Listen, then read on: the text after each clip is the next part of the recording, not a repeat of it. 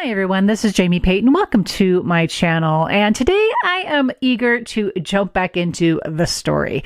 It's been a little bit since I've shared a layout in my storytellers or my storyline chapters album. I'm working mostly in these storyline chapters, storyteller sized inserts. I'm actually going to be covering this with a Heidi Swapp pattern paper. This is found on Heidi Swapp shop.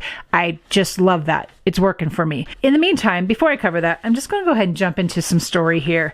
And this is going to be kind of the story of these vase of flowers. And it's just something that spoke to me while I was in the process of putting that vase, a very simple vase of flowers. The point of today's video is this. Okay, the point of today's videos is not overcomplicating the storytelling. And I want to do that by just a large format photo. This is about 6 by 8, so it just kind of borders really nice inside of this page. I've grabbed some Heidi Swapp ledger paper and a couple of different things that I'm going to just show you real quick, and then I'm just going to get right into the process, okay? I have on my table these tall, skinny DIY pocket dies, and I have the large one out. I believe I'm going to die cut this vellum, but before I die cut this vellum, I decided I wanted to put these wildflower stamps to work again. You can see they're already well loved. I think these are absolutely beautiful stamp set. I think there's a lot of use for these, and I thought it would be pretty to create a pattern on the vellum for that. And I'm going to use this distress tag for my journaling and for some other embellishment, maybe even this high fall, even though this is not going to be a fall layout. There's plenty on here for it to not necessarily be fall. And then of course I've grabbed butterflies. I mean, right? Like, how can I do a layout without butterflies? I don't even know if it's possible. Actually, I have lots of layouts without butterflies. Don't be fooled. But these are literally just laying around. I have a whole bunch of die cuts cut. And so I've grabbed those with the thought of possibly using those. And so for the embossing powder, I'm going to use the Ranger Ink Vintage Pearl. It's a beautiful, beautiful finish. And let's just go ahead and get started. And to get started, I'm going to go ahead and size down my paper. And I'll just tell you right now, even that I do not think I am going to make it the same size as my photo. I actually think I'm going to make it a little bit larger. So I'm going to cut that down and get going here. So as we get started here, I have decided to use the wildflowers on the vellum itself. And so I'm wanting to come in here with the embossing ink. This is from ScrapbookCom. It's a great ink. Can I say this? It's kind of juicy. I don't know if I can say that or not. But I am coming in like right on the corner because I'm going to come back later and cut after the embossing powder is in place. I just kind of think that's a better way to go about it. I don't know. You can go either way. It's not like cutting stone. So you can see here that I'm going to have it now cut sitting there on my magic mat. And the pocket die has score lines. So there's score around where I'm going to be folding that and actually creating the pocket. The thing is, it's vellum, right? And vellum can be a little persnickety. So a trick that I actually saw Tim Holtz use one time, and I'm grabbing one of my acrylic grid stamp blocks, and it's just nice and good size, and I'm coming along here on that score, and it's just kind of helping me actually make the score. And then I can go back. I'm a little off camera here, but I can go back, you get the idea, and actually finish the fold.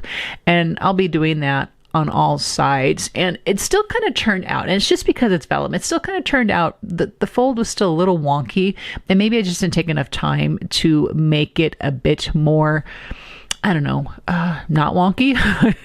you tell me. But I still am happy with it. And it, a lot of times we can get a little focused in on maybe something that's not completely perfect. And I wasn't really going for perfection here. I had an idea and I wanted to implement the idea. So I'm kind of figuring out how that's going to play on the background. So I think, I'm going to grab my distress tag here again, because I don't want the pocket to actually be that tall. And I could have used a smaller pocket, but the next die down was too skinny. It wasn't going to play well on the dimensions of the page. So then I just reworked this pocket. Just work with what you have. And so it was no big deal to trim the top off. And then I also realized too, my distress tag is a little wide. So I'm kind of going in like 16th inch at a time, and it's still not quite going to fit. So I just go back and do it again. It's better to take a little off than a lot. And so that is what we are doing at this point, and I'm happy with how it fits now. So then the next thing that I'm going to be working with here is getting it attached to the page. So I'm just looking through from my 1/8 inch double-sided adhesive, which is such a great size for these pocket folds. I've done a whole series on the nested pockets, and I used this size adhesive over and over again. And it tears pretty easy, but then I got to a place where I just kind of made a mess of the adhesive. So I grabbed those tonic scissors from Tim Holtz, and they have a no stick surface to them. It's just super great for trimming out adhesive like that. So that's what I preferred to do there, was to not make my other scissors all gunked up, but just to use those scissors instead. So then, of course, pulling off the back, and I'm just going to eyeball it on the background. You know, there's been a time in my life where I would get the ruler out and I'd measure perfectly, and I'm like, it's okay. It works, and my tag is going to fit in there, and everything is living happily ever after now on this page. So now to embellish in and around the tag. So I grabbed the high fall tag set, and I wanted that love to go on the tag. But as I pulled it off, I realized, what do you know? The love and the U are attached to one another. And I did think for a second, maybe I'll just cut the U off. But I haven't really used the stamp set a whole lot, so I wasn't quite ready to go that drastic. So in the meantime, what we're going to do is eyeballing where I think that's going to live on the distress tag.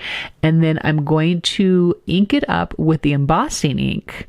And when we get to that part here in just a second, I am literally like, my head is even with the table. You can't see it. There's like no way to photograph this, but I am even with the table, making sure I'm just inking up the love. Just inking up the love here, people. That's all we're doing. So it actually worked out pretty good. I have a really good coverage, and I'm going to go ahead and proceed here with getting this embossed. I'm going to heat it off camera. So there we are. We have the love, and I'm going to stick it back into the pocket, and I'm going to realize, yeah, you probably have already guessed it. You can't see the love. And so I was like, what do I think about that? So I literally kind of sat on it for a moment. In real life, you can kind of see it a little bit, but it is pretty subtle. So this is kind of how I go about things. So that's in my head, but now I start messing with the butterflies again. And again, these were already pre-cut, just something I just cut up a whole bunch of these just really quick. It didn't take long at all. And I just kind of had them in a little cute dish here in the studio. The big one is from Tim Holtz, and I decided against it. And here's how my brain works right here. I mean, this is literally real time. I'm back to the tag again. And I think through, I'm really not happy with how that embossing looks. And so I knew I wanted to give it some color, but I also knew, because I just wanted the love, that it was not going to probably make a good impression the first time. And I'm not about making all my stamp. Well, that's kind of a lie. I'm learning how to not be a perfectionist when it comes to my stamping. But I knew in this situation, I really needed the love to be at least see through a little bit through the vellum. So I used Victorian Velvet Oxide to give that a little bit more emphasis. And then my little reinforcer came off the tag. So I'm just putting that back in place. And let's see how this looks now as I get it back into its pocket. And I'm like, okay, I love that. See what I did there? Okay, back to the butterflies, because that's kind of what's left is the embellishing part of finishing up what really is, I think, still a simple layout. As I'm working the butterflies, I remembered I have this typed ledgers by Dinah Wakely. It's just the funnest strips of quotes. And I didn't show the package, but there's like 4 or 5 of these sheets, and they're all different. And it literally looks like somebody typed on ledger paper. I love these. And so I grabbed what I thought was an appropriate quote phrase for supporting my story here. And I use the ruler to rip it off the page. And then I'm going in and using the ruler again to size it down, because I'm just going for some kind of word strips here instead of trying to fit that whole long phrase here. It's not really going to work. And I paused with the butterflies earlier because I knew I kind of wanted to work a butterfly within the quote somehow. And so that's why I kind of paused there. And I think I come back here. There we go. And I pop the little one in there. And I've just have these sitting on the page right now. They are not actually glued. Well, actually, those two butterflies are glued down. There's a bit of open time on that smart glue, so I have a little bit of time. The last little part of the quote wasn't going to fit, so I didn't even worry about it. I'm like, that's fine. This says what I wanted to say. It conveys my message. It supports my story. I'm embracing it. So I'm just adhering these down. You might have seen me mess with that little rose gold chipboard arrow. That set is from Studio Calico, and it comes with a bunch of different arrows and a bunch of different hearts. It's really fun to play with. And so I had the arrow was like on the floor. I was using it in another project, and I'm like, oh, I need to pick this up, and I threw it on my desk, and now it's being put to work into this scrapbook page. That's how much thought goes into these pages, people. That's how much thought we are using here. Okay, so I am pretty happy with how this is starting to line up. I'm just finalizing getting these glued and adhered down now that I'm happy with their placement. Remember that, yeah, that glue has a little bit of open time, so I'm still messing with that butterfly. I just have to get to a place where I say, it's good, it's done. So back to the tag here for just a moment. And I'm just adding a little bit of trim there to the top. I'm grabbing the high fall yet again because there is a grateful sentiment stamp on that stamp set. And that also is that could support any of my stories right now. Just a mindset of gratitude in all the things. So I'm grabbing the same ink as I use for the love. And actually, this is a little piece from 49 to Market. I actually just loved having that word on that little piece of ephemera. But I'm going to cut it up. I know I've got more, or I could make this one work again somehow. But that in itself made for a great little journal prompt. So a little note to self. I'll have to maybe try that in the future. Any of these stamps are great prompts, which is what the love is. The love is a perfect prompt for my journaling. And so most of my journaling kind of started off with love, love, So you can see here, I added the journaling. I actually printed it onto my distress tag, and it worked out. I wasn't sure how it was going to work out, but I'm really happy how it worked out. I'm glad to have it typed because I had a lot to say. And that's basically, oh, there's my grateful tag, my little notched tag.